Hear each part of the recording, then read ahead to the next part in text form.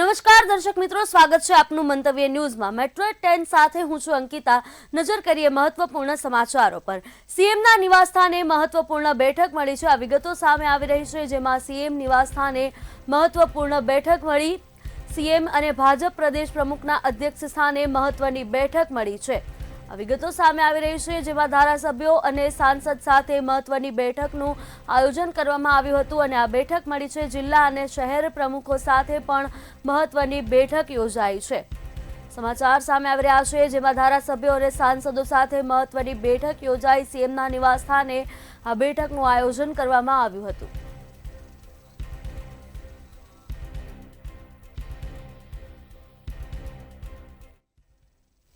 રાજકોટના ધોરાજીમાં ભૂકંપનો આંચકો અનુભવાયો છે। આ વિગતો સામે આવી રહી છે રાજકોટથી, જ્યાં રાજકોટના ધોરાજીમાં ભૂકંપનો આંચકો અનુભવાયો। રાજકોટના ધોરાજીમાં ભૂકંપનો આંચકો અનુભવાયો। 3.3ની તીવ્રતાનો ભૂકંપનો આંચકો અનુભવાયો હતો। ભૂકંપના આંચકાથી લોકોમાં ભયનો માહોલ હતો અને લોકો ઘરમાંથી બહાર દોડી આવ્યા હતા। રાજકોટના ધોરાજીમાં ભૂકંપનો આંચકો અનુભવાયો। રાજકોટ જિલ્લાના ધોરાજીમાં ભૂકંપનો આંચકો અનુભવાયો। ધોરાજી સહિત આસપાસના ગ્રામ્ય વિસ્તારોમાં પણ ધરાધ્રુજી હતી। ભૂકંપનો આંચકો આવતા લોકોમાં ભયનો માહોલ જોવા મળ્યો હતો। તો રાજકોટના ધોરાજીમાં ભૂકંપનો આંચકો અનુભવાયો છે। ભૂકંપનો આંચકો અનુભવતા લોકો ઘરની બહાર દોડી નીકળ્યા હતા। 44 ને હું રાત્રિનું ભોજન ગ્રહણ કરી ઊભો થયો અને ત્યાં જ મને ભૂકંપનો આંચકો અનુભવાયો અને બહાર નીકળીને જોયું તો બધા લોકો અચંબિત હતા અને બહાર ગલીમાં ટોળા ઉમટી પડ્યા હતા। કેવો ઝટકો હતો? ઝટકો તો જાણે એમ થયું કે કોઈ શું વાઇબ્રેશન આવ્યું કે શું થયું। ઘરની પરિસ્થિતિ કેવી દેખાણી? ઘરની પરિસ્થિતિમાં તો આપણે આરસીસી હોય અમે પોતે છે એવું એમની માનસિકતા છે। પ્રજાની જે સાચી રજૂઆતો હોય સાચી અમદાવાદની સાબરમતી સેન્ટ્રલ જેલમાં કુખ્યાત ગેંગસ્ટર વિશાલ ગોસ્વામીની બેરેકમાંથી આઈફોન સહિત 2 મોબાઈલ મળી આવ્યા છે। આ ઉપરાંત 2 સિમ કાર્ડ પણ મળી આવતા ચકચાર મચી જવા પામી છે। જેલમાં હાઈ સિક્યુરિટી ઝોનમાં કેદી પાસેથી મોબાઈલ મળતા જેલ તંત્ર સામે સુરક્ષાને લઈને સવાલો ઊભા થયા છે। આ અંગે રાણીપ પોલીસે ગુનો દાખલ કરી વધુ તપાસ હાથ ધરી છે।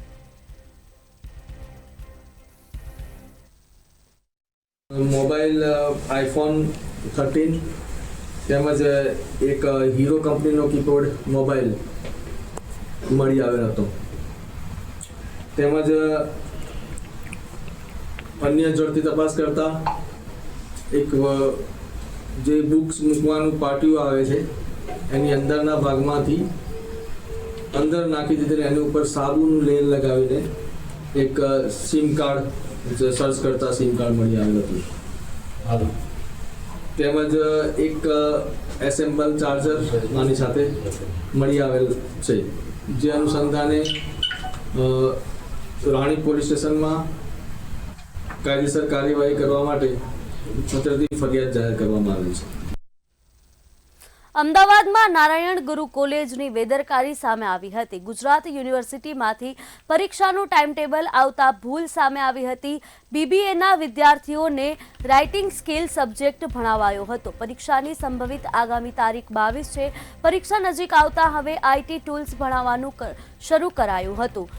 કોલેજ દ્વારા ભણાવવાનું શરૂ કરાતા વિદ્યાર્થીઓએ વિરોધ કર્યો હતો અને વિદ્યાર્થીઓને પરીક્ષામાં મુશ્કેલી પડશે તો ઉગ્ર વિરોધ કરીશું તેવું એનએસયુઆઈ દ્વારા જણાવવામાં આવ્યું હતું।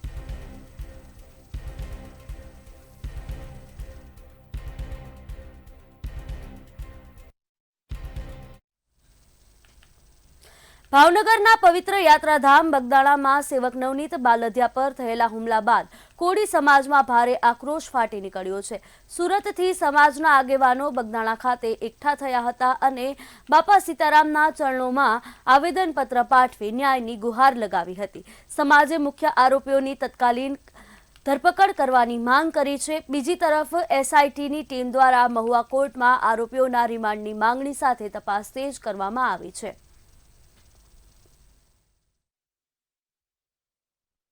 કે વહેલામાં વહેલી તકે બજરંગદાસ બાપા અમને ન્યાય અપાવે અને ખાસ કરીને નવનીતભાઈને સાજા કરે।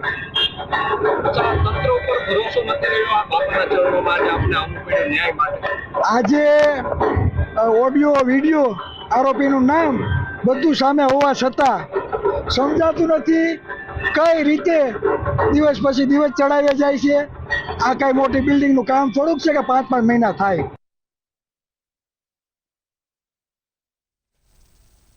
ગુજરાતમાં સરકારી નોકરીનું સ્વપ્ન જોઈ રહેલા હજારો ઉમેદવારોનું સપનું સાકાર થશે. જીપીએસસી દ્વારા વર્ષ 2026 દરમિયાન યોજાનારી વિવિધ ક્લાસ 1 અને 2ની પ્રાથમિક પરીક્ષાઓની તારીખ જાહેર કરવામાં આવી છે. કુલ 18 જેટલા સંવર્ગોની પ્રિલિમ પરીક્ષા ફેબ્રુઆરી, માર્ચ અને એપ્રિલ મહિનામાં તબક્કાવાર યોજાશે. તારીખો જાહેર થતાની સાથે જ ઉમેદવારોમાં ઉત્સાહ જોવા મળી રહ્યો છે.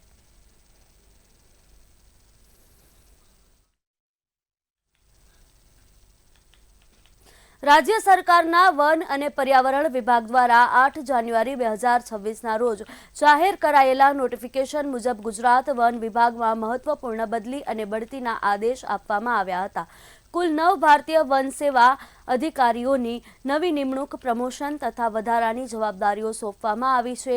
રાજ્ય સરકારનું માનવું છે કે વન વિભાગમાં થયેલી આ બદલી બઢતીથી વન સંરક્ષણ, વન્યજીવ વ્યવસ્થાપન અને પર્યાવરણ સંવર્ધનમાં નવી દિશા અને કાર્યક્ષમતા વધશે.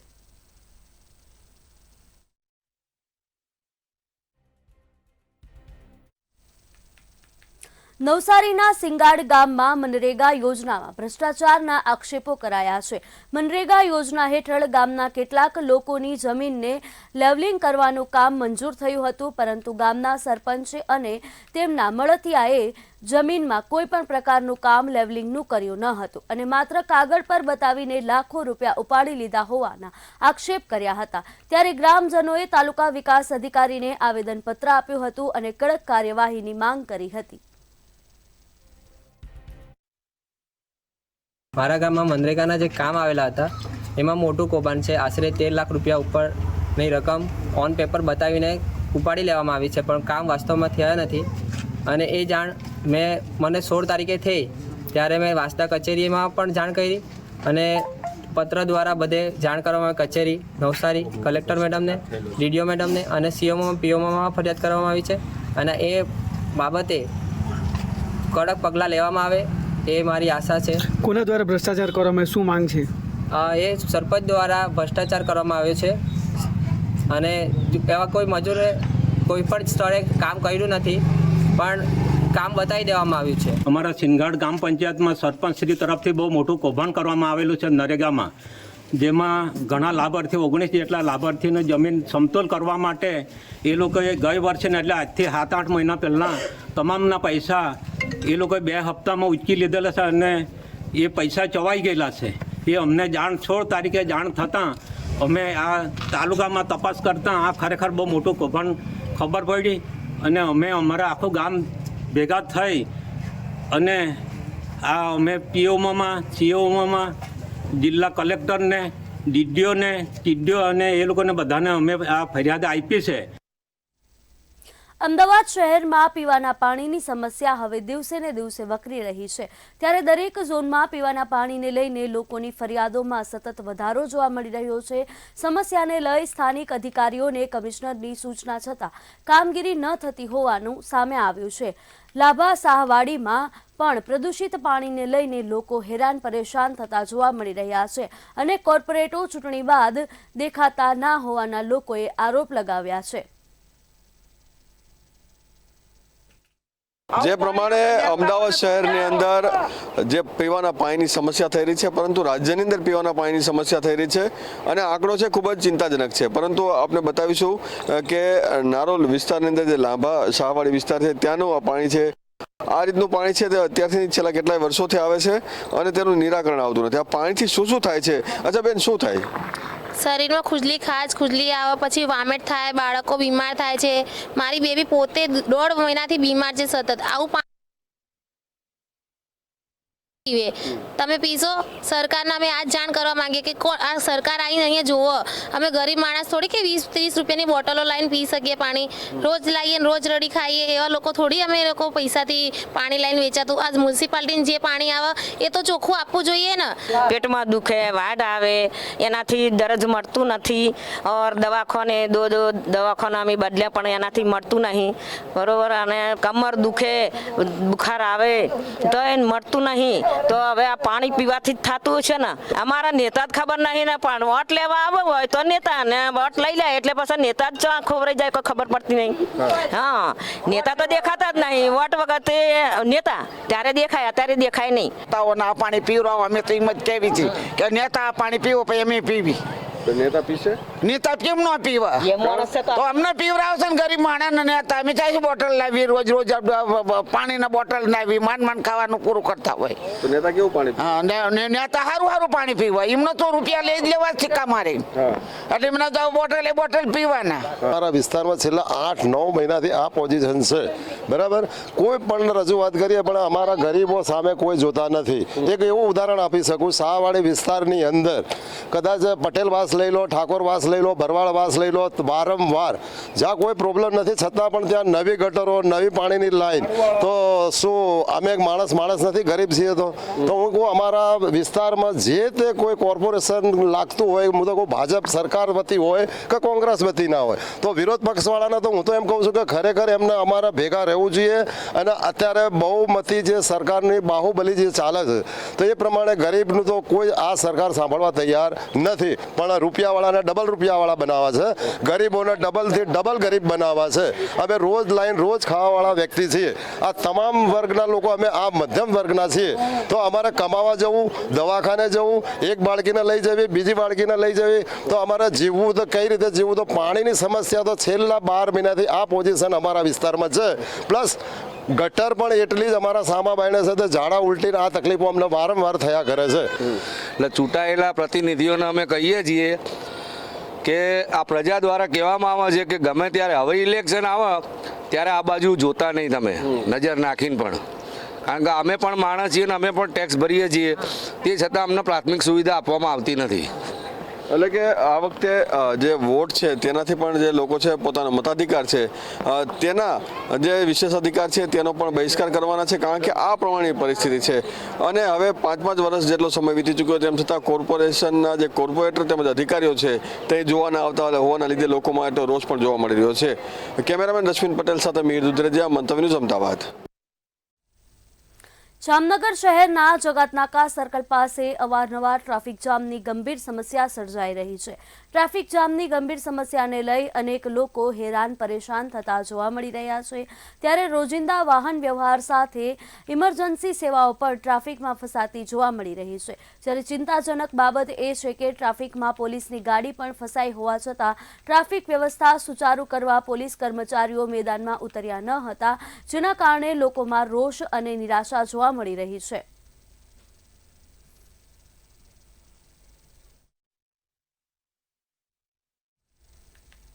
વડોદરામાં 320 કરોડના ખર્ચે વિવિધ રોડ રસ્તાઓના પ્રોજેક્ટની કામગીરી કોન્ટ્રાક્ટરોને સોંપી હતી. 1 વર્ષથી કેટલાક રોડ રસ્તાના કામ ચાલી રહ્યા છે જે અધૂરા છે અથવા ધીમી ગતિએ ચાલી રહ્યા છે, જેની ફરિયાદો રોડ પ્રોજેક્ટ વિભાગને મળી હતી. જેને આધારે પાલિકાના રોડ પ્રોજેક્ટ વિભાગે સૌરભ કન્સ્ટ્રક્શનને 6 રોડની કામગીરી મામલે અને ગાયત્રી કન્સ્ટ્રક્શનને ઇજારદારને 1 રોડની કામગીરી પૂર્ણ ન કરતા બ્લેકલિસ્ટ કરવાની નોટિસ આપવામાં આવી હતી.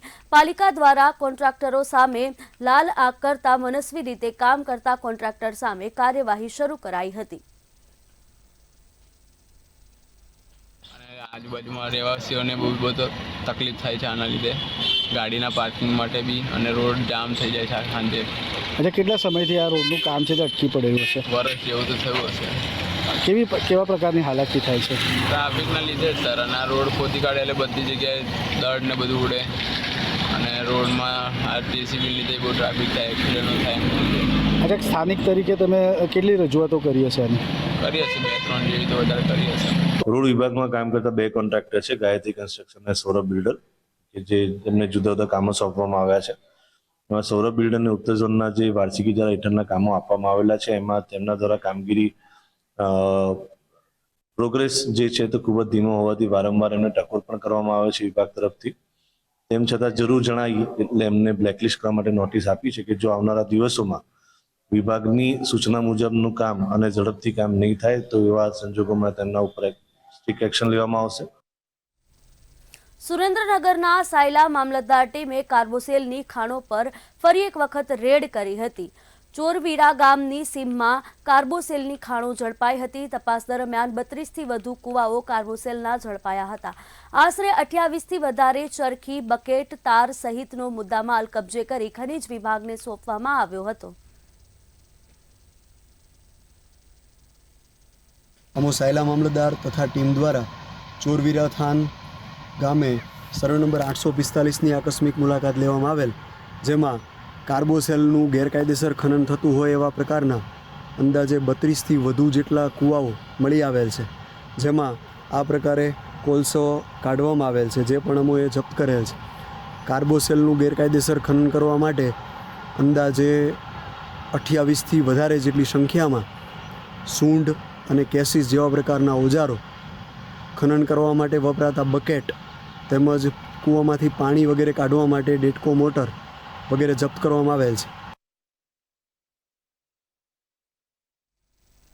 અમદાવાદ શહેર ક્રાઇમ બ્રાન્ચના સ્પેશિયલ ઓપરેશન ગ્રુપ દ્વારા મોટી કાર્યવાહી કરવામાં આવી છે. નરોડા મુઠિયા રોડ પરથી આશરે 2 કિલોમીટર ચરસ સાથે એક શખ્સને ઝડપી પાડવામાં આવ્યો છે. જ્યારે આ તપાસ દરમિયાન ચોંકાવનારો ખુલાસો થયો હતો, ત્યારે આ નશાના કાળા કારોબારમાં શહેરનો એક ટ્રાફિક પોલીસ કોન્સ્ટેબલ પણ સંડોવાયેલો હોવાનું સામે આવ્યું હતું. એસઓજીએ કોન્સ્ટેબલ વિરુદ્ધ એનડીપીએસ એક્ટ હેઠળ ગુનો નોંધી ધરપકડ કરી છે અને સમગ્ર મામલો વધુ તપાસ હાથ ધરવામાં આવી છે. મજકૂર પોલીસ કોન્સ્ટેબલ છેલ્લા 7 વર્ષથી ફરજ બજાવી રહ્યા છે અને ટ્રાફિકમાં છેલ્લા 2 વર્ષથી ફરજ બજાવે છે. આરોપી હાલ તો એવું જણાવી રહ્યા છે કે મારું નામ ખોટું આપ્યું છે, પરંતુ આ બાબતે તપાસ ઊંડાણપૂર્વક ચાલુ છે અને રિમાન્ડ મેળવેલા છે. પોલીસ કોન્સ્ટેબલના સગા છે એ અજયની બાજુમાં રહે છે, એ દરમિયાન એમનો પરિચય થયેલો છે. અમદાવાદમાં મેટ્રો રેલની આવક વર્ષ 2025માં રેકોર્ડ બ્રેક ₹58 કરોડને પાર થઈ ગઈ છે. વર્ષ 2024ની સરખામણીમાં વર્ષ 2025માં મેટ્રોની આવકમાં 35 જેટલો વધારો થયો છે. મુસાફરોની સંખ્યા પણ પ્રથમવાર 4.83 કરોડ નોંધાઈ છે. આમ પ્રતિ મુસાફર પાસેથી મેટ્રો ₹12ની ટિકિટ પેટે આવક મેળવે છે, જ્યારે મેટ્રોની વર્ષ 2023માં 32.12 કરોડ, 2024માં 43.62 કરોડની આવક થઈ હતી. આમ મેટ્રોમાં મુસાફરો અને થતી આવકમાં તબક્કાવાર વધારો જોવા મળી રહ્યો છે.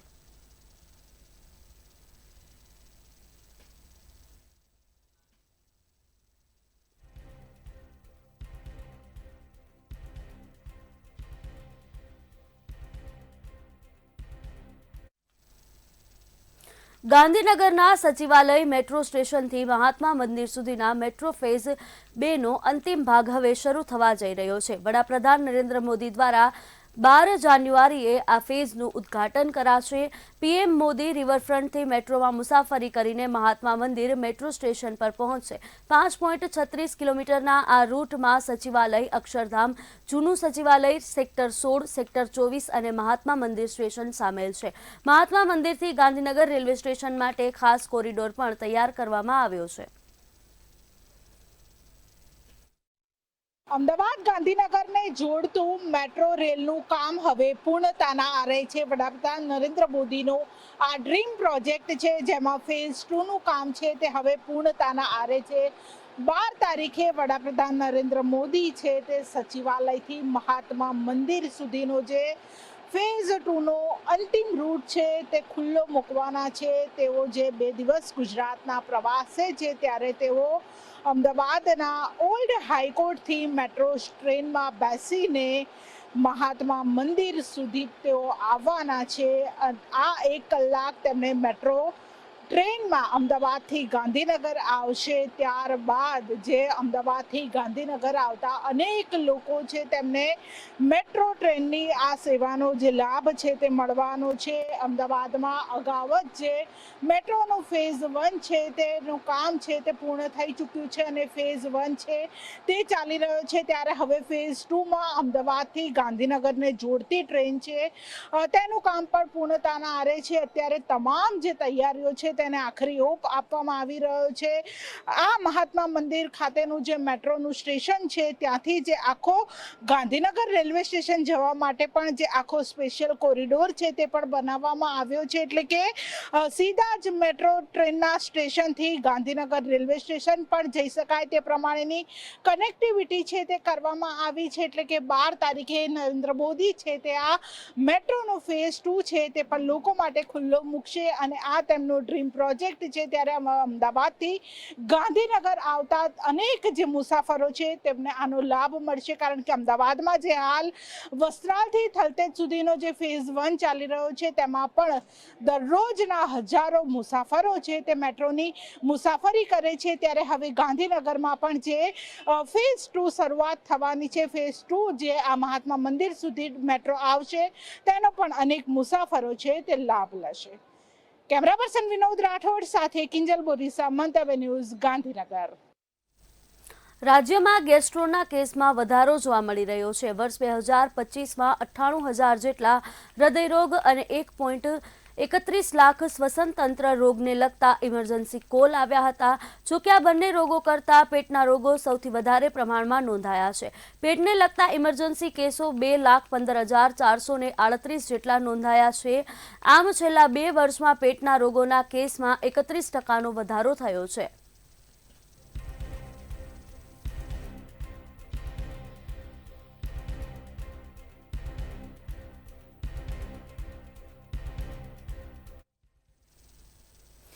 સુરેન્દ્રનગર શહેરી વિસ્તારમાં અનેક જગ્યાએ પીવાના પાણી ગંદા અને દુર્ગંધયુક્ત આવતા લોકોએ તંત્રને અનેક વખત રજૂઆત કરી છે, પરંતુ અધિકારીઓના કાન સુધી લોકોની રજૂઆત જાણે પહોંચતી ન હોય તેમ લોકો ગંદા પાણીની સમસ્યાઓથી ભારે હાલાકી ભોગવી રહ્યા છે.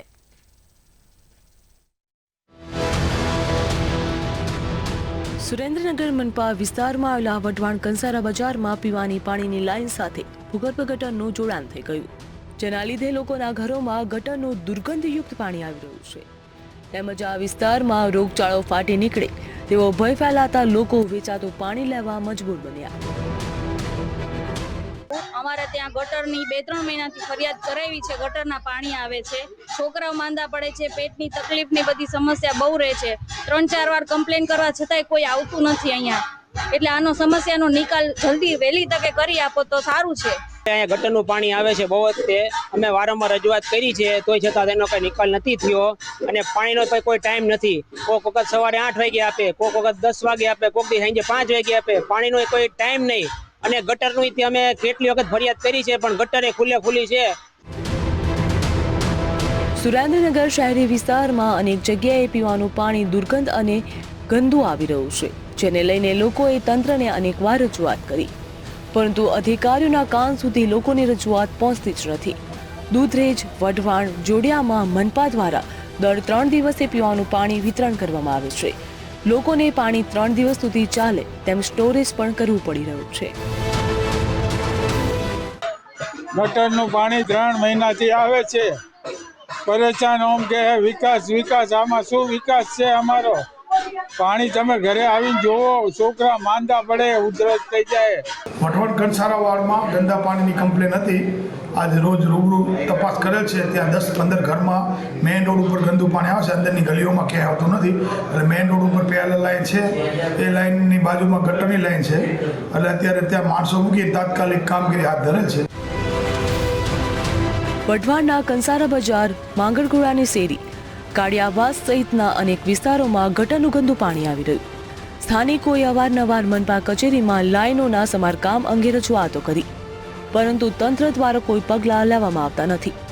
જેથી લોકોની માંગ છે કે તાત્કાલિક મનપા પીવાની લાઈન રિપેરિંગ કરી લોકોને સ્વચ્છ અને ચોખ્ખું પાણી મળી રહે તેવી વ્યવસ્થા કરે. અશોક રામી, મંતવ્ય ન્યૂઝ, સુરેન્દ્રનગર. આગળ વડોદરાથી સમાચાર સામે આવી રહ્યા છે, જ્યાં વડોદરામાં 15 વર્ષીય કિશોરી પર સામૂહિક દુષ્કર્મની ઘટના બની છે. આ સમાચાર વડોદરાથી સામે આવી રહ્યા છે, જ્યાં 15 વર્ષની કિશોરી પર સામૂહિક દુષ્કર્મ પીડિતાના સ્વજનો એસએસજી હોસ્પિટલમાં હોબાળો કર્યો છે. સગીરાને મેડિકલ ચેકઅપ માટે એસએસજી હોસ્પિટલ લવાઈ છે. વડોદરામાં આ ઘટના બની છે. માનસિક અસ્વસ્થ કિશોરીને ફોસલાવીને લઈ જવાઈ હતી. આ સમગ્ર વિગતો સામે આવી રહી છે વડોદરાથી, જ્યાં નવાયાર્ડના જૂના આશાપુરી વિસ્તારમાં સમગ્ર ઘટના બની છે। 15 વર્ષીય કિશોરી પર સામૂહિક દુષ્કર્મની ઘટના બની છે। 2 નરાધમોએ સગીરાને મકાનમાં લઈ જઈ અને દુષ્કર્મ આચર્યું।